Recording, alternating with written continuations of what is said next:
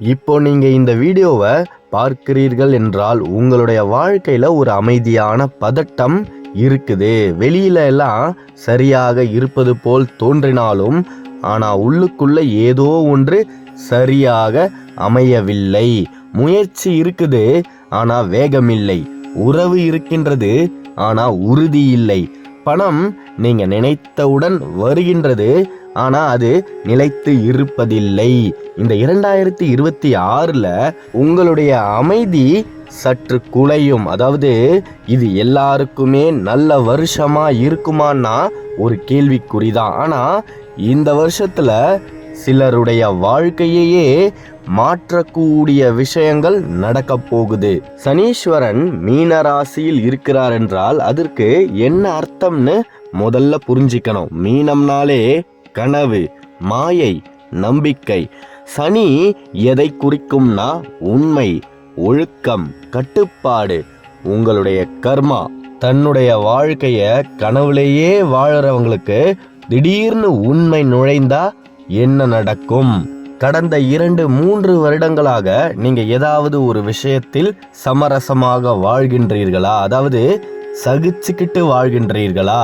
பிடிக்காத வேலை, மனதில் உறுதி இல்லாத உறவு, பணம் வந்தாலும் சேமிப்பு இல்லாத வாழ்க்கை, உள்ளுக்குள்ள ஏதோ ஒரு குழப்பம் இருந்தும் வெளியில நீங்க சிரிச்சுக்கிட்டே இருக்கிறீங்களா?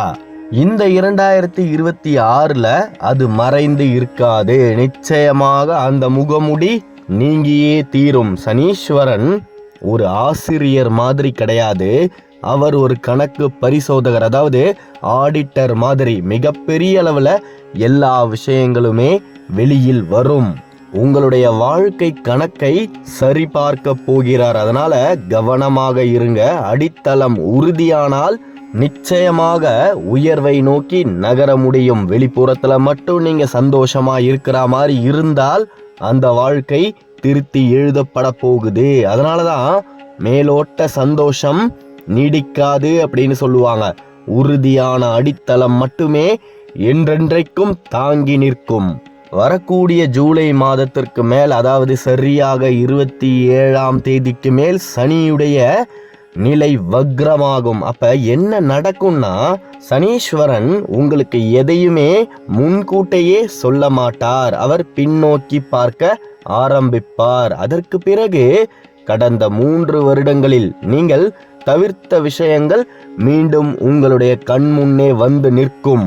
நீங்க பிறகு பேசிக்கொள்ளலாம் என்று விட்ட பிரச்சனைகள், முடிவு எடுக்காமல் தள்ளி வைத்த காரியங்கள், பொறுப்பை ஒத்தி வைத்தீங்க இல்லையா, அந்த சூழ்நிலை மறுபடியும் உங்களுக்கு வந்து நிற்கும். அந்த நேரத்துல நீங்க எடுக்கக்கூடிய முடிவு அடுத்து வரக்கூடிய 7 வருடத்தை வடிவமைக்க போகுது. இந்த வருஷம் உங்களுக்கு பொருந்தாது அப்படின்ற எண்ணம் உங்களுக்கு வந்துவிட்டால் நான் தயாராக இருக்கின்றேன்னு கமெண்ட்ல பதிவிடுங்க. இந்த பிப்ரவரி மாதத்திற்கு மேல உங்களுடைய வாழ்க்கையில் 3 வகையான மனிதர்கள் உங்களை சோதிக்க வருவார்கள். உண்மையை தவிர்ப்பவர்கள், தற்காலிக சுகத்தில் வாழ்பவர்கள், முடிவை ஒத்தி வைப்பவர்கள். இது பயமுறுத்தக்கூடிய ஆண்டு கிடையாது, கிரகங்கள் சுத்திகரிக்கக்கூடிய ஆண்டு. பிளானட்டரி டிடாக்ஸ்னு சொல்லுவாங்க. இந்த 2026ல் நீங்க பாதுகாப்பாக இருக்க வேண்டுமென்றால் உங்களுக்கே நீங்க ஒரு கேள்வியை கேளுங்க. இது நாள் வரைக்கும் நான் கஷ்டப்பட்டு கட்டிய கோட்டை உண்மையானதா? அதனுடைய அடித்தளம் உறுதியாக தான் இருக்குதா, இல்ல வெளியில் மற்றும் தோற்றத்தை கொண்டிருக்கின்றதா அப்படின்னு மிகப்பெரிய ஒரு கேள்வியை கேட்டு பாருங்கள். இந்த பிப்ரவரி மாதத்திற்கு மேல சில விஷயங்கள் நீங்க எதிர்பார்க்காத நேரத்தில் மாறலாம். ஒரு உறவு திடீரென திசை மாறலாம். ஒரு வேலை திடீரென நிலை குலையலாம். நீங்கள் நம்பக்கூடிய ஒருவர் உங்கள் கண் முன்னே மாறியவராக தோன்றலாம். இவையெல்லாம் ஏன் இப்படி சம்பவிக்கும் என்றால், சனீஸ்வரன் ஒருபொழுதும் உண்மையை மறைக்க அனுமதிக்கவே மாட்டார். தவறான அடித்தளத்தில் நின்றிருந்தால் அது திருத்தப்படும். உண்மையில்லாத உறவு இருந்தால் அந்த உறவு சோதிக்கப்படும். பொறுப்பில்லாத வாழ்க்கை இருந்தால் அது நிச்சயமாக கட்டாயப்படுத்தப்படும். இந்த பிப்ரவரி மாதத்திற்கு மேல நீங்கள் இழப்பது எதுவுமே உங்களுக்கு சொந்தமானது அல்ல அப்படின்றத புரிஞ்சுக்கோங்க. உண்மையில் உறுதியானது எதுவும் உடையாது. அது உடைந்தால் பலவீனமானது என்பதற்கான அடையாளமே. இது அழிவல்ல, இது சீரமைப்பு. சில நேரங்களில் உடைதல் வளர்ச்சிக்கு முன்னோட்டமாக இருக்கும். அதனால எதை கண்டும் மன உளைச்சலுக்கு நீங்க ஆளாகாமல் முன்னேறி செல்ல வேண்டும். உங்கள் வாழ்க்கையில் இப்போ எந்த பகுதி மிகவும் நழுவக்கூடிய நிலைமையில் இருக்கின்றது? அந்த பகுதியை 2026 அதிகமாக தொடும். ஆனால் இந்த ஆண்டில் சனி மட்டும் பேசப்போவதில்லை. ஒரு மிகப்பெரிய ஆசீர்வாதமும் வரமும் உங்களை தேடி வரப்போகின்றது. ஜூன் மாதம் 2ஆம் தேதி அன்று குரு கடக ராசியில் உச்சமடைகிறார். இது சாதாரண நிலையல்ல, மிகவும் அரிதான வலிமையான அமைப்பு. குரு என்றால் வளர்ச்சி, ஆசீர்வாதம், மிகப்பெரிய அரிய வாய்ப்புகள். திருமணமே ஆகாமல் இருக்கக்கூடிய நபர்களுக்கு திருமணம் நடக்கும். குழந்தை பாக்கியம் மிகப்பெரிய வரமாய் அமையும். சொத்து வாங்கக்கூடிய வாய்ப்புகளும் நிச்சயமாக தேடி வரும். வெளிநாட்டிற்கு செல்ல வேண்டும் அப்படின்னு கனவில் வாழ்பவர்களுக்கு மிகப்பெரிய அளவில் அந்த சம்பவம் சம்பவிக்கும். பணவரவு அதிகரிக்கலாம். ஆனால் எல்லோருக்கும் இந்த ஆசீர்வாதம் சுகமாக இருக்காது. விரிவாக்கம் என்றால் அது நல்லதை மட்டும் பெரிதாக்காது. நீங்கள் தயாராக இல்லாத காரியங்களையும் பெரிதாக ஆக்கும். பணம் அதிகரித்தால் பொறுப்புகள் அதிகரிக்கும். புகழ் வந்தால் அழுத்தமும் அதிகரிக்கும். திருமணம் நடந்தால் கடமைகளும் அதிகரிக்கும். வளர்ச்சி என்பது சுகம் மட்டுமல்ல, அது பொறுப்பும் கூட. உங்கள் மனம் உங்களின் அடித்தளம் உறுதியாய் இல்லையெனில் திடீர் உயர்வு உங்களை சோர்வடைய செய்யலாம். அதனால தான் 2026 பாதுகாப்பான ஆண்டு அல்ல என்று சொல்கிறேன். இப்போது ஒரு கேள்வி, நீங்கள் வளர்ச்சிக்கு தயாரா, இல்லை வெற்றியை மட்டும் விரும்புகிறீர்களா?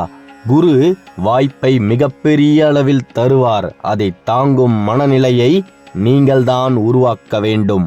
இங்கே ஒரு முக்கியமான செய்தி, சனீஸ்வரன் சோதிப்பார். சோதனைகளை உங்களின் கண் முன்னே கொண்டு வந்து நிறுத்துவார். குரு மிகப்பெரிய அளவில் அதிலிருந்து நீங்கள் விடுபட வாய்ப்புகளை விரிவாக தருவார், விரிவாக்குவார். சனி அடித்தளத்தை பலப்படுத்துவார்.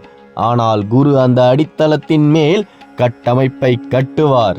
அதனால்தான் 2026 பலவீனமான பகுதி மேலும் பலமாகும், அல்லது முற்றிலும் வெளிச்சத்திற்கு வந்தே தீரும். இப்போ ஒரே ஒரு நிமிடம் என்னோடு இணைந்திருங்கள். உங்களுடைய வாழ்க்கையில் இப்ப மிகவும் பலவீனமான பகுதி எது? வேலை வாய்ப்பா, உறவா, பணமா, அல்லது உங்களுடைய மனநிலையா? இந்த பிப்ரவரி மாதத்திற்கு மேல் அந்த பகுதிதான் அதிகமாக செயல்படும். அது இப்பவே பலமாக இருந்தால் நீங்கள் உயர்வீர்கள். அது பலவீனமாக இருந்தால் கிரகங்களால் அது திருத்தப்படும்.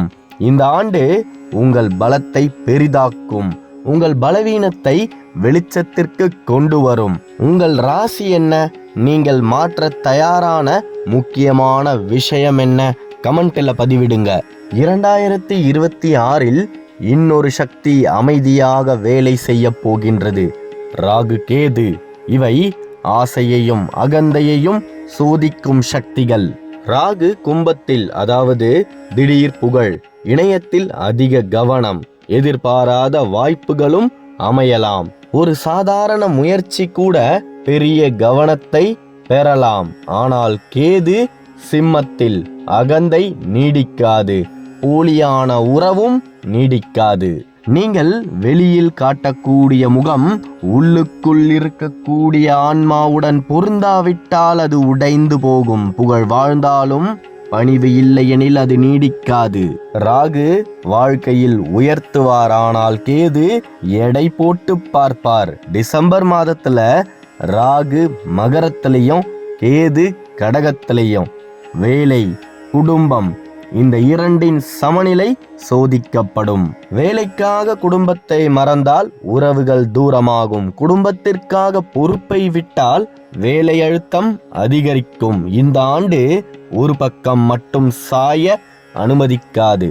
இந்த 2026ஆம் ஆண்டு நீங்கள் யார் என்பதை உலகத்திற்கும் உங்களுக்கும் காட்டக்கூடிய ஆண்டென்றே சொல்லலாம். சனி அடித்தளத்தை பார்க்கின்றார், குரு விரிவாக்குகிறார், ராகு ஆசைகளை தூண்டும், கேது அகந்தையை அகற்றும். இந்த 4 சக்திகளும் ஒரே ஆண்டில் வேலை செய்தால் அது சாதாரண ஆண்டாக இருக்காது.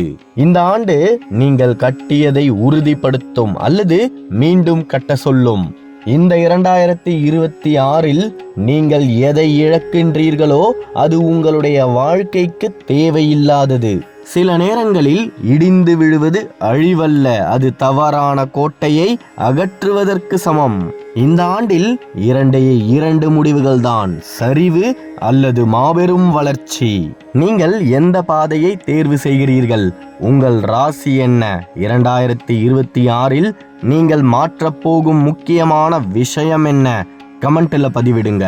இந்த ஆண்டை சாதாரணமாக விடாதீர்கள். இந்த 2026 உங்களுடைய வாழ்க்கையை மாற்றாது. நீங்கள் மாறத் தயாராக இருந்தால் மட்டும் அது உங்களை உயர்த்தும். அடுத்த காணொளியில் விரைவில் சந்திப்போம். ராசி பலனை பற்றி நீங்க தெரிந்து கொள்ள இந்த சேனலை சப்ஸ்கிரைப் பண்ணிக்கோங்க.